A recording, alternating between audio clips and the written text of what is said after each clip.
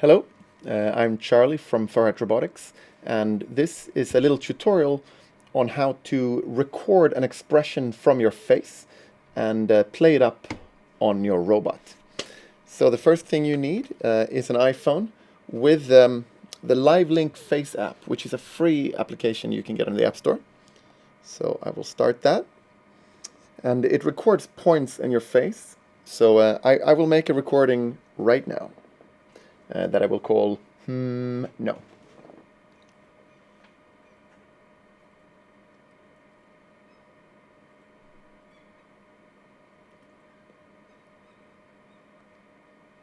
There we go.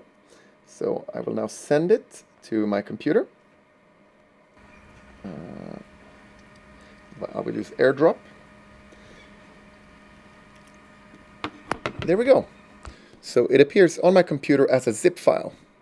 And this zip file contains 4 files. One is the CSV file, which contains all the movements of the points on your face.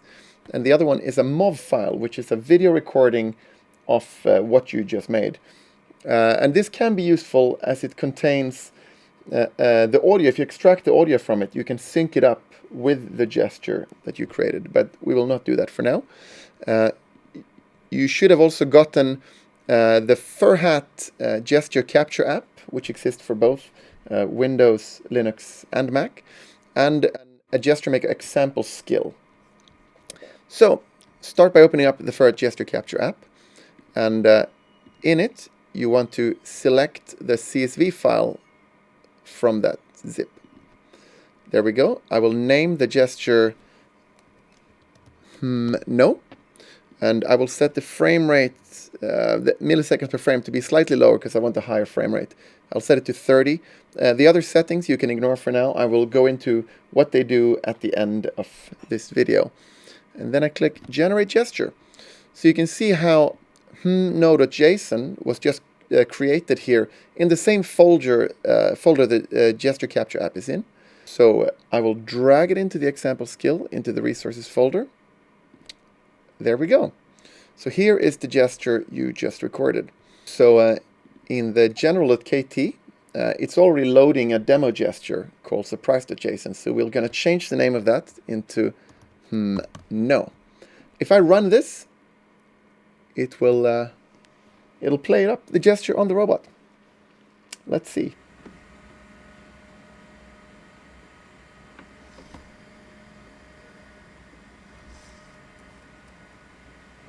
And that's it.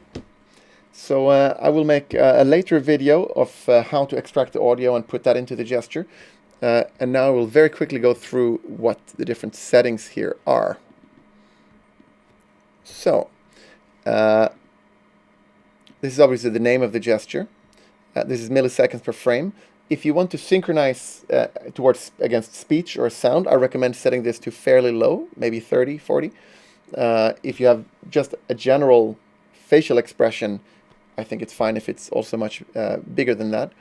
The delay gesture here, this value, that's the time before the gesture starts. It's this value here, before the first frame. And if that was 0, then the gesture will start very abruptly, and it might become a little bit of a jarry thing on the face. So I recommend this not being 0. Articulation Modifier, this will be multiplied by all of these values. So all of these values, if you set this to 1.2, the expression will just become a bit bigger. And if you set it to 0.8, it will become more reserved. And same with speed modifier. A larger number here will make the gesture quicker, and a slower value will slow the gesture down. These values here, if you uncheck one of these, let's say you uncheck the neck, that means that you'll get the whole gesture, but all the head movements will not be in it. Or if you have a gesture where you want the robot to speak at the same time with TTS voice, maybe then you want to uncheck mouth, because then you'll get the whole facial expression except all the mouth movements, and they will come from something else. Finally, you have add code for audio. If you check that, it will add a frame, this frame here, which makes it much easier to synchronize audio with the gesture. This could be the audio that you extract from that MOV file that we talked about earlier, and I will do a later tutorial on that. Anyway, I hope you enjoyed it, and good luck with this. Let us know if you encounter any problems.